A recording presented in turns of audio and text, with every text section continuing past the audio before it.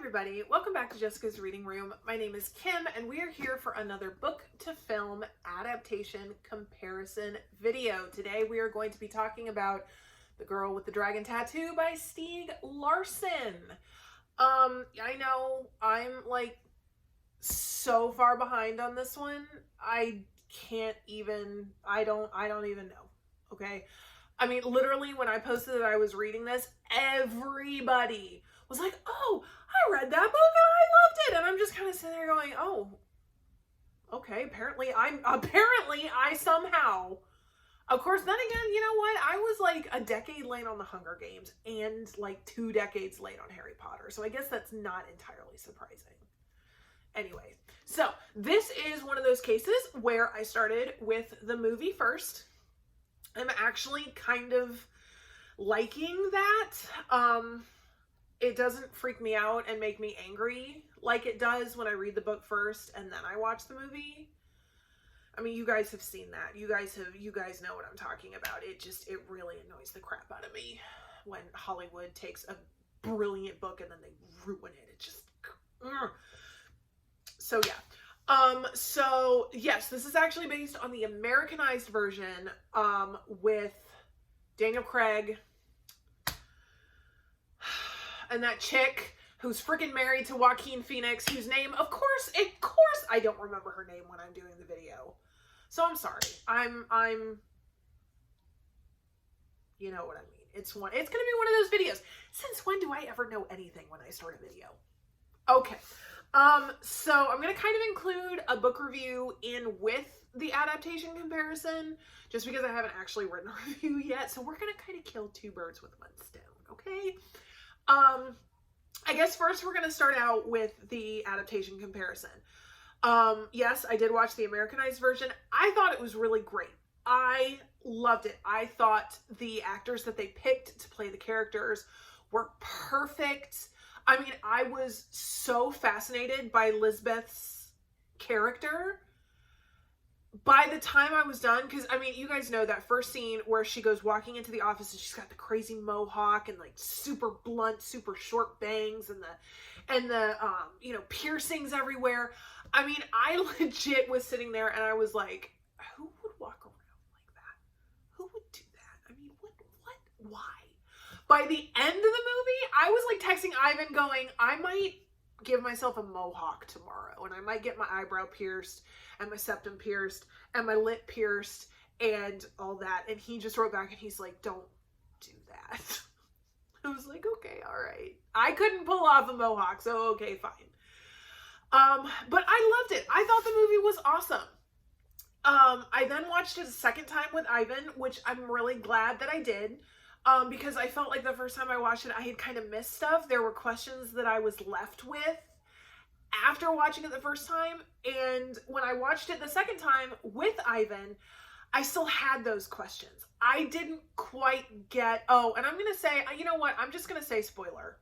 If you haven't read or watched, don't watch this. Because I'm just going to say spoiler and I'm just going to talk about it. Okay? All right. The thing that really stuck in my craw that I couldn't seem to figure out was the whole Bible verse thing. To me it was, I mean, I will admit that in the movie it felt like a bit of a stretch when his daughter was talking about how he needs to be easy on the Catholics and he's like, what are you talking about? She's like, that list of Bible verses on your, you know, on your desk. I mean, look, I'm a Christian. I have studied the Bible since I was, in preschool. And I didn't know.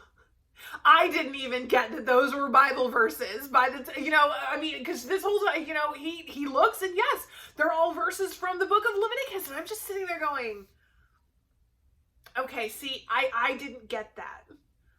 And if I didn't, because that's the kind of stuff, that's like the very rare thing that I'm good at finding.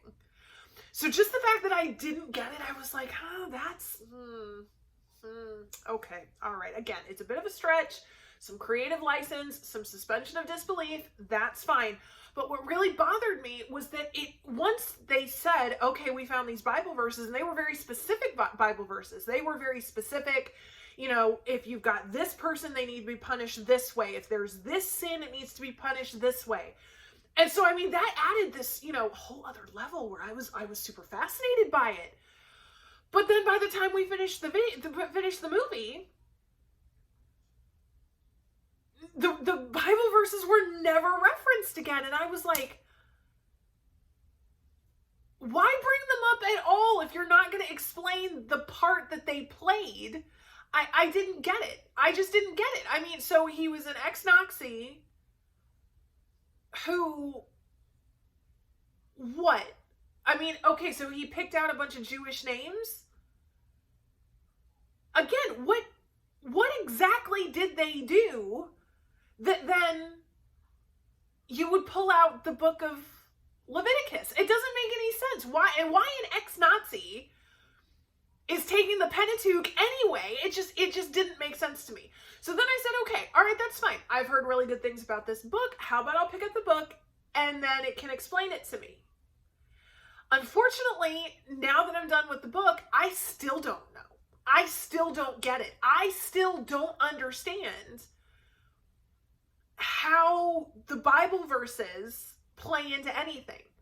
So the only real explanation I heard was that he was an ex-Nazi who went on spiritual tirades randomly when he drank. I'm really sorry. You don't usually pick the book of Leviticus when you're drunk to then go on to a biblical tirade. It just, to me, that was such a big loose thread that I had a really hard time going over it. So I was like, so I still have this little tiny question in my brain where it's like, did I even really finish a story because it didn't answer all the questions and I want to know, and it just, and you guys know I hate open endings. I hate it when loose threads are not tied up, and it just annoyed me. It just annoyed me. Okay, now saying that, moving back to the movie, I have to say I actually liked the ending of the movie better than I liked the ending of the book. It felt, I don't know, it felt more thriller to me. It was more satisfying and personal almost, because that's the thing when he's searching for, Harriet. Oh my gosh. When he is searching for Harriet, you know, just the fact that he had actually talked to her at the beginning of the investigation, not even realizing that he had actually talked to her, it felt like so much more of a twist that she took on her cousin's identity and stayed in London, as opposed to the book, which is where he actually talked to her cousin in London. But actually, Harriet is all the way across the world in Australia, where she actually felt safe from her father and her brother, and because she was afraid because she had murdered her father, even though it's self-defense, so I wouldn't really call it murder. And I don't know, it's just, the movie just felt so much more personal to me. It felt more complete. It felt like a better twist to me. So this is one of those really rare cases where I actually liked the movie better than the book. Now, to be fair, part of the reason that I felt like I was kind of sludging through stuff while I was reading was because I had already watched the movie twice in a period of like 2 weeks. So I watched the movie twice, then I went straight into the book. And I have to say that until you get to the ending where he finds Harriet, they did this really good job of keeping it true to the book. So, you know, kudos for that. They actually did this really good job of sticking with the storyline that's in the book. But that also feels like I legit just watched this movie twice. I legit just got all this information, and now we got to go through it a third time. And I just felt like there wasn't much new information coming out of the book when I legit could have skipped the first half of the book and just read the second half and still totally got what was going on. Did they leave some things out of the movie? Yes, like his affair with Harriet's other cousin. You know, where he was constantly going over there every single night and sleeping with her. That was not in the movie, okay? I didn't really miss it. I didn't really care. It was not really central to the plot. So again, they did that thing where until you get to the end, they didn't do much changing. They just did more, you know, concise, shaving it down. I don't know why I can't think of the word for that, so I'm sorry. Condense. I don't. Okay, this is because I didn't have any coffee today. That's my problem. So I'm sorry if I'm not very articulate today.